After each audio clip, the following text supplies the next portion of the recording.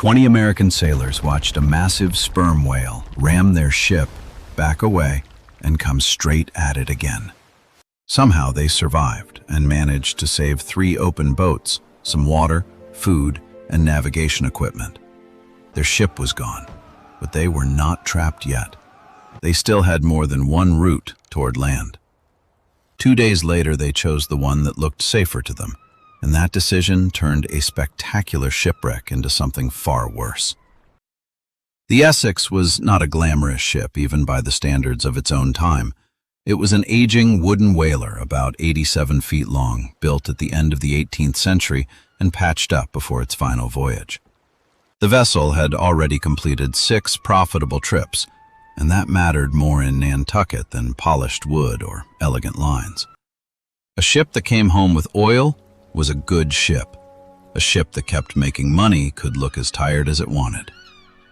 Nantucket itself was one of the great engines of American whaling. Long before oil wells transformed the United States, whale oil helped light homes and businesses, lubricate machinery, and feed a global trade built around men who disappeared into the ocean for years at a time. Sperm whales were especially valuable because of the waxy substance in their enormous heads known as spermaceti. To a modern viewer, a sperm whale is one of the strangest and most intelligent animals on Earth. To a Nantucket investor in 1819, it also looked a lot like several dozen barrels waiting to be filled. The Essex left Nantucket on August 12, 1819, with 21 men aboard. The voyage was expected to last roughly 2.5 years. Captain George Pollard was 29 years old and commanding a ship for the first time, although he already knew the Essex from earlier voyages. His first mate, Owen Chase, was only 21. At an age when many people today are still figuring out what they want to do, Chase was commanding men in small wooden boats while chasing animals that could weigh many times more than the boat carrying him. The ocean nearly ended the voyage before it had really begun. Only 2 days after leaving Nantucket, the Essex was hit by a violent squall in the Gulf Stream. The ship rolled hard enough for water to sweep across the deck, and 2 whaleboats were lost. Another was damaged. Pollard wanted to turn around and go home for repairs. That sounds like the obvious decision, but obvious decisions become less obvious when money is involved. Returning meant delay, embarrassment, lost time, and explaining to the owners why a voyage that was supposed to last years had lasted a few days. Chase and the other officer pushed to continue, and Pollard gave in. Nothing terrible happened because of that decision, but the pattern mattered. The captain could be persuaded to abandon his own judgment when his officers pushed hard enough. Months later, the same thing would happen again. The second time, there would be no Nantucket Harbor waiting behind them. The Essex continued south and fought its way around Cape Horn. In the age of sail, Cape Horn was where the ocean reminded everybody that wood, rope, and optimism were not the same thing as control. The ship then worked the waters off Chile and Peru, where the crew began filling barrels. In roughly 2 months, they collected around 450 barrels of oil. That was progress, but the holds were nowhere near full. Then the men heard about a richer hunting ground farther west. Other whalers had begun pushing deep into the Pacific in search of sperm whales. The area was so far from the continental coast that it became known simply as the offshore ground. The distances involved were enormous, but that was becoming normal for American whaling. The whales were moving farther away, so the ships followed the money farther away with them. Pollard took the Essex west. On the way, the crew stopped in the Galapagos Islands to collect food. They captured hundreds of giant tortoises, animals that could survive astonishingly long periods without fresh water or regular feeding. That made them extremely useful to sailors. A giant tortoise could be stored alive aboard ship and slaughtered weeks or months later. From the point of view of a hungry whaler, nature had apparently invented a walking pantry. The reality for the tortoises was less convenient. They were stacked in the hold or left crawling among barrels and equipment, and sailors mistook their ability to survive for a very long time for an ability to remain healthy. One sailor named Thomas Chappell added another memorable episode to the visit. On Charles Island, now known as Floriana, he set fire to dry vegetation as a joke. It was the dry season, and the fire spread rapidly, forcing men on the island to rush back toward the shore. When the Essex sailed away, the glow of the flames could still be seen behind them. Chappell kept quiet about his responsibility for years. Thomas Nickerson, the 14-year-old cabin boy aboard Essex, later returned to the Galapagos and remembered the damage. How much of the island's later ecological decline can be blamed on that single fire is impossible to establish cleanly. Still, the scene has a nasty symmetry. The Essex crossed the Pacific hunting whales, carrying living tortoises as food, leaving a burning island behind it, and moving toward an animal that would soon change the direction of the story. The first warning came on November 16, 1820. A sperm whale surfaced directly beneath Chase's whaleboat and damaged it. Nobody died. 4 days later, on the morning of November 20th, the lookout spotted sperm whale spouts. 3 boats were lowered and the hunt began again. Chase's boat was soon damaged by another whale and returned to the Essex for repairs. While working near the ship, Chase noticed a huge male sperm whale in the water. In his later account, he estimated the animal at around 85 feet in length. That would make it extraordinarily large. Nobody measured the whale, so the number has to remain what it always was, an estimate made by a man standing on a wooden ship in the middle of a crisis. The sperm whale was facing the Essex. Then it moved. The first impact hit the ship hard. The sperm whale passed close to the hull and surfaced near the side, apparently stunned. Chase had a chance to throw a harpoon, but he did not take it. The whale's tail was close to the rudder, and if an injured animal smashed the steering gear, the Essex could become helpless in open water. So Chase waited. The sperm whale recovered and moved away several hundred yards. If it had simply disappeared, the story might have survived as one more extraordinary collision between a whale and a wooden ship. Instead, the animal turned around. Chase watched it begin another run. The sperm whale came toward the bow and struck again. This impact was worse. The bow was crushed inward and water began entering the vessel. A ship that had crossed oceans for 2 decades was being defeated by a living animal using nothing except mass, speed, and the front of its body. When Pollard returned in his whaleboat, he found his ship crippled and listing. He stared at it for several moments before asking Chase what had happened. Chase gave him the simplest explanation available. A whale had struck them. That answer created a question that has never completely gone away. Did the sperm whale mean to do it? Chase believed it did. To him, the second approach looked deliberate. The whale had moved away, turned, accelerated, and returned directly toward the ship. Other explanations appeared over the years. Some people suggested the whale was defending other sperm whales. Others wondered whether the ongoing hunt had triggered an aggressive response. Another idea blamed the hammering and vibration from repairs on the damaged whaleboat. A more cautious explanation is that the first collision disoriented the animal and the second was another accident. There is no way to replay the event from inside the whale's nervous system. No one can recover intention from an animal that disappeared into the Pacific more than 2 centuries ago. The physical question, however, can be examined. For a long time, one objection seemed obvious. A sperm whale has an enormous and highly specialized head. Much of the front contains the spermaceti organ and the massive lower structure traditionally called the junk. These tissues are associated with the production and transmission of powerful sounds. Sperm whales dive into darkness and use echolocation to navigate and hunt.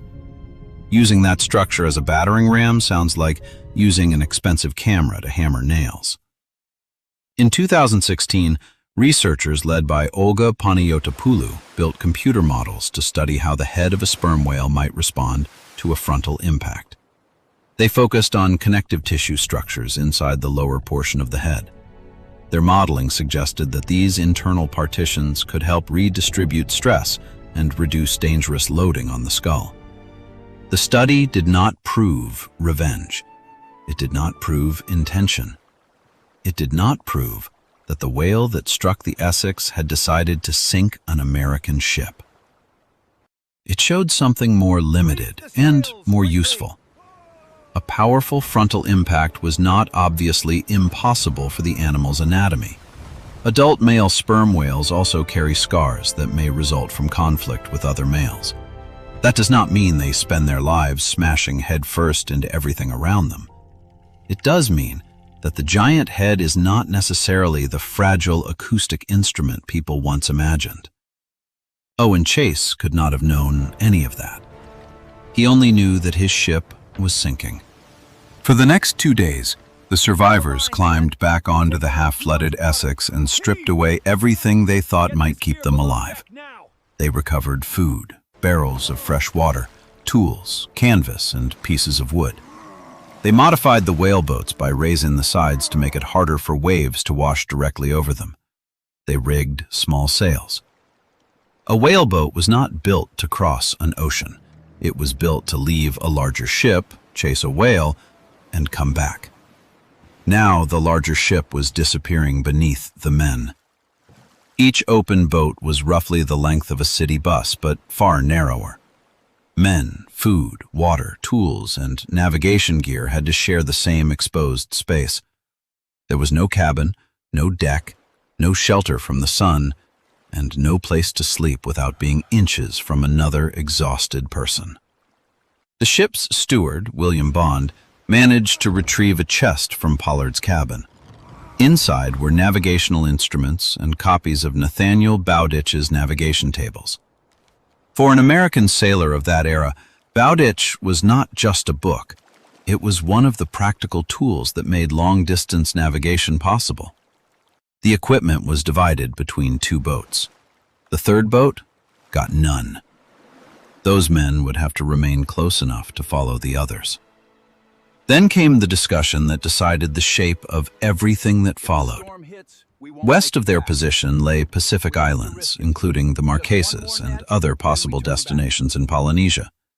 The winds and currents were more favorable in that direction. The distance was far shorter than the enormous journey required to reach South America. Pollard favored going west.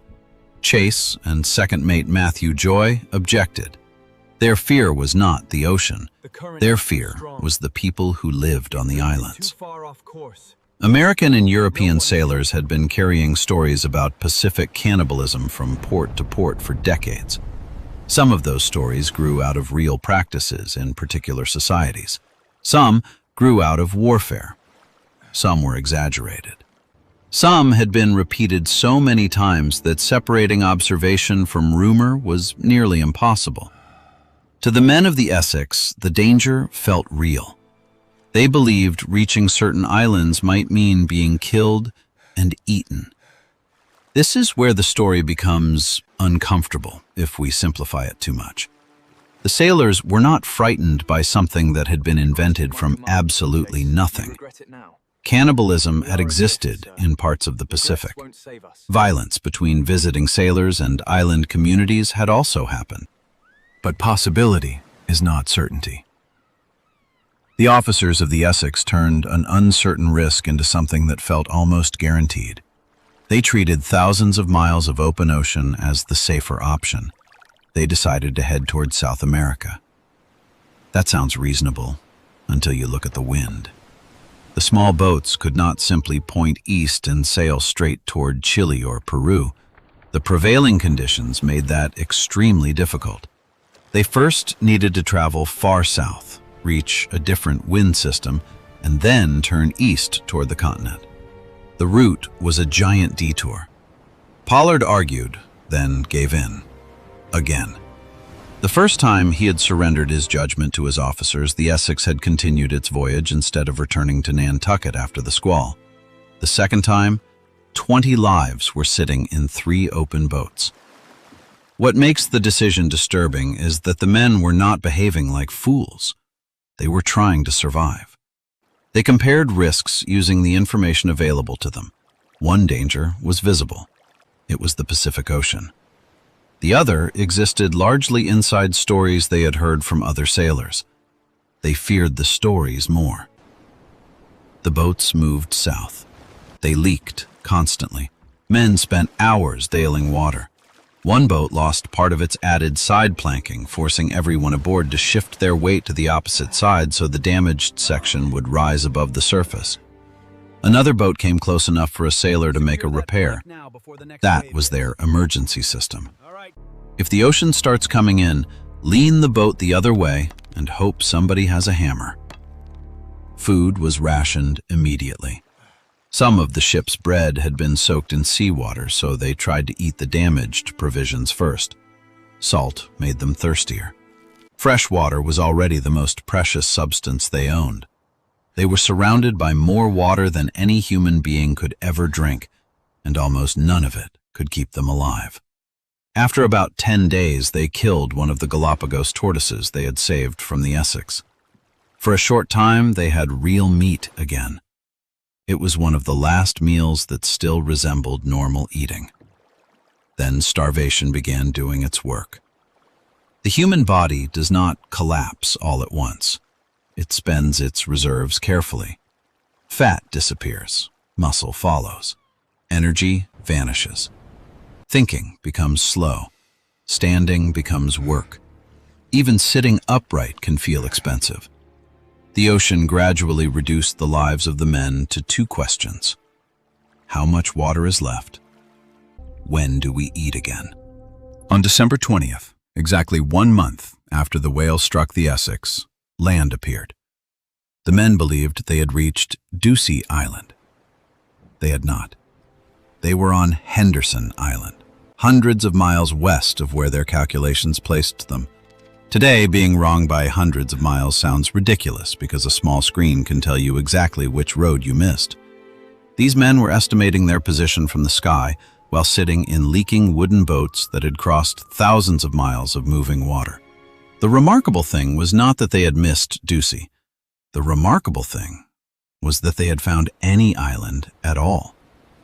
Henderson gave them birds, eggs, crabs, and some vegetation.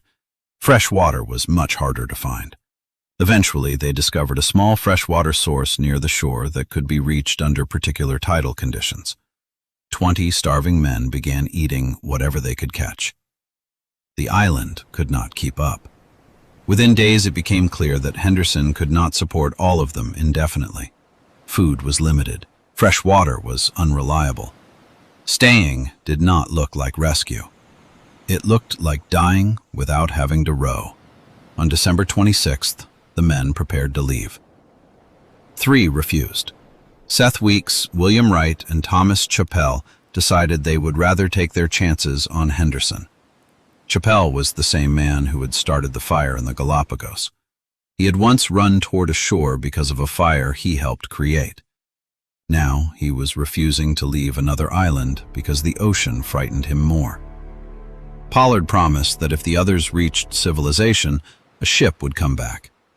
Before departing, he wrote letters. One was intended for his wife. Another described what had happened. He placed them in a makeshift container and left them behind. There was something the men did not know.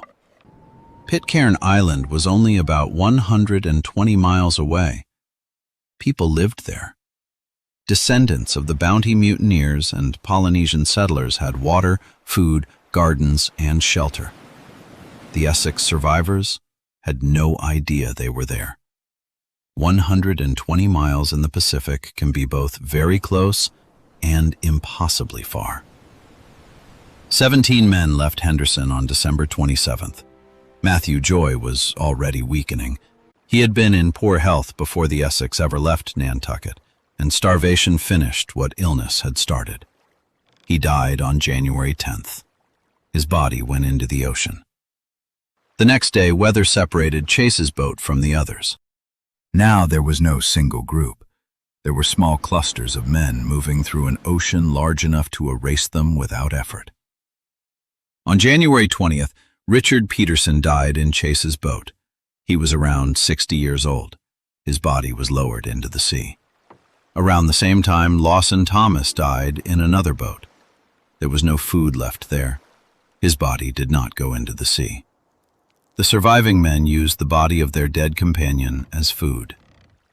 It is easy to describe this part with dramatic language because dramatic language creates distance. The reality was probably quieter and worse. These were not men suddenly celebrating the destruction of every moral rule they had known. They were exhausted, dehydrated, starving people who wanted to live one more day. Another man died. Then another. Then another. Their bodies were also used. Historian Nathaniel Philbrick later drew attention to an ugly pattern. The first men whose bodies were consumed were black sailors. Philbrick argued that one possible reason lay in the unequal conditions black crew members could face even before the disaster. Poorer nutrition and lower status aboard whaling vessels may have left some men physically weaker when the ship went down. That does not prove a deliberate plan to select them. It reveals something more ordinary. Disaster does not begin with everybody holding the same amount of strength. On the night of January 29th, another whaleboat disappeared from the group. It was the boat without a full set of navigational instruments. Nobody from the Essex saw those men again. Later reports described a whaleboat found on Ducie with human remains inside. The numbers did not match cleanly with the missing Essex crew, and the identification remains uncertain. Some stories do not end with an answer. They simply vanish over the horizon. Pollard's boat had its own nightmare developing. By February 6th, 4 men remained. There was no food. Someone proposed drawing lots, not for the last piece of bread, for a life. The idea was that one man would die so the others could eat and survive. Pollard resisted at first. Then the lot was drawn. The name that came up was Owen Coffin. Coffin was young and related to Pollard. Before the voyage, his mother had entrusted him to the captain, and Pollard had promised to protect him. Now the promise was sitting in an open boat with no food and no land in sight. Pollard offered to take his place. Coffin refused. He accepted the result. A second lot was drawn to determine who would shoot him. It fell to Charles Ramsdell, Coffin's friend. There was no need to decorate that scene. 2 young men from the same island community had crossed half the world together. One had been chosen to die. The other had been chosen to kill him. Coffin asked for a little time. He left words for his mother. Ramsdell fired. 5 days later, Barzillai Ray died. Pollard and Ramsdell were left alone in the boat. They continued toward South America. Chase's group was going through the same descent. Isaac Cole died on February 10th. His companions eventually used his body for food. Chase later wrote that he could barely describe what they felt. For once, saying there are no words is probably fair.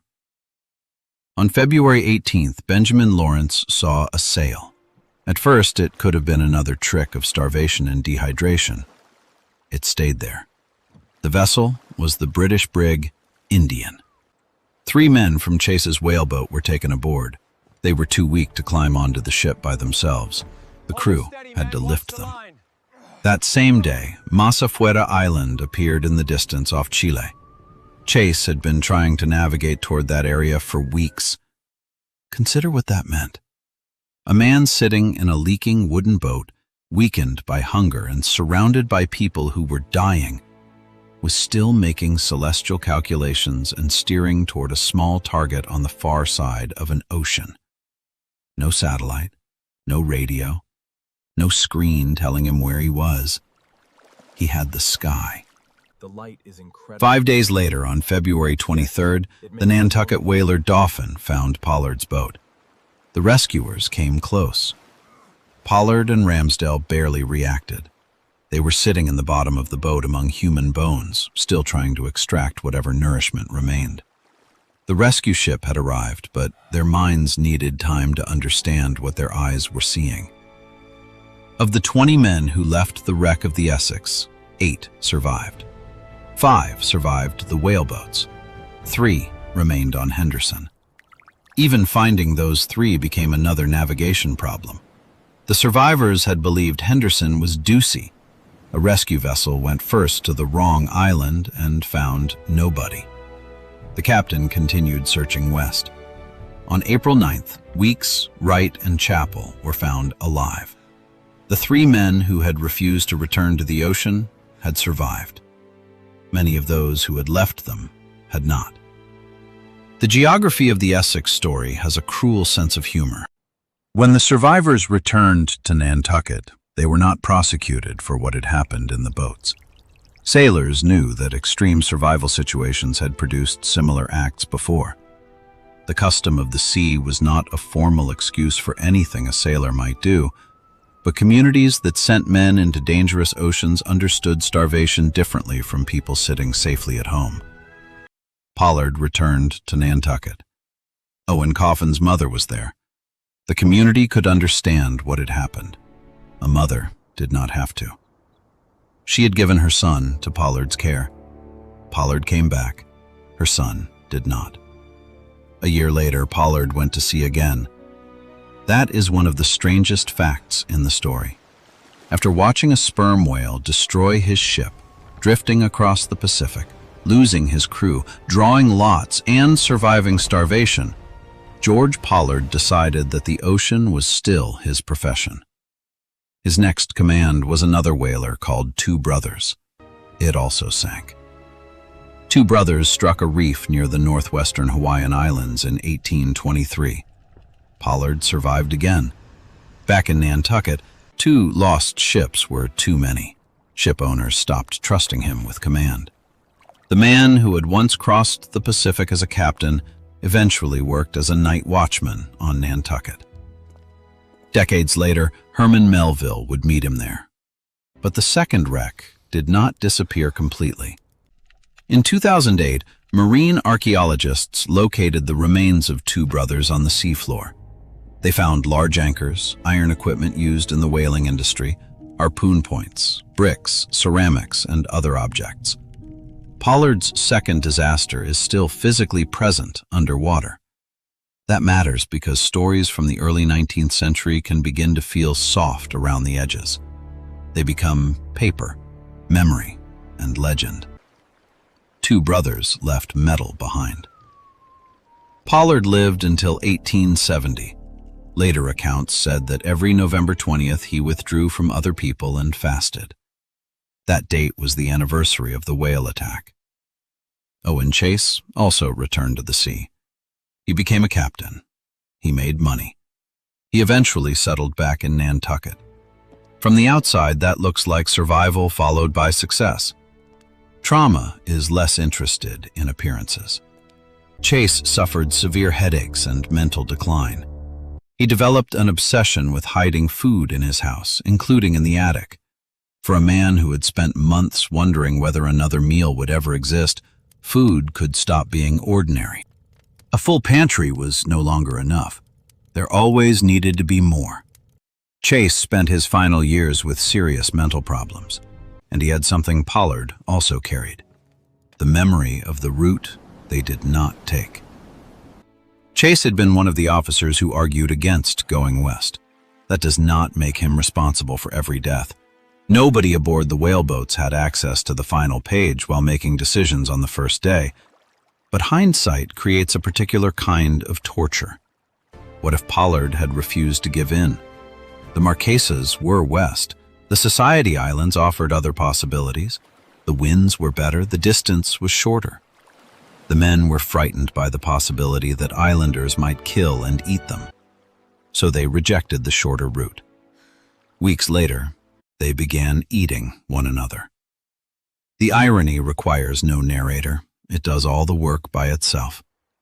The Essex might have remained mainly a Nantucket story if it had not eventually reached another young American sailor.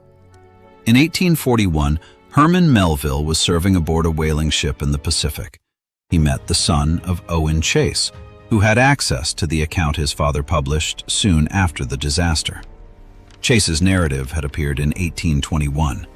Melville read it at sea. The story hit him hard. A real sperm whale had destroyed a real American ship. That fact eventually entered the imagination behind Moby-Dick. The novel is not a retelling of the Essex. Melville mixed his own whaling experience with philosophy, religion, obsession, folklore, and many other maritime stories. But Essex supplied one essential piece.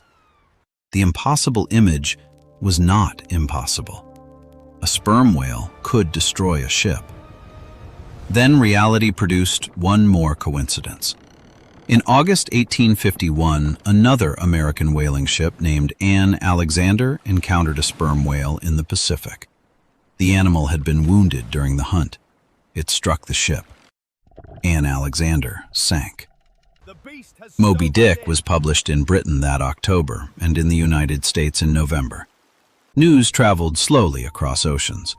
When Melville heard that another sperm whale had destroyed another whaler, he had just written a novel centered on a whale capable of doing exactly that. The coincidence amused and unsettled him. It was almost as if the Pacific had reviewed the manuscript. Then came George Pollard himself.